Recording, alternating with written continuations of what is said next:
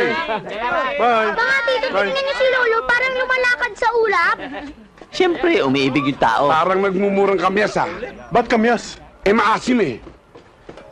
O ba't nandito ka? Inutusan ako ni boss may pinasasabi sa inyo. Hoy, Likba! Bahay namin to, ha? Hindi niya kami kayang palayasin. At sabihin mo sa boss mo, kahit wala kaming trabaho, kakain kami. Maitim mo to ng boss mo! Walang pusa ang bas mo. Hindi niyo ako naiintindihan eh.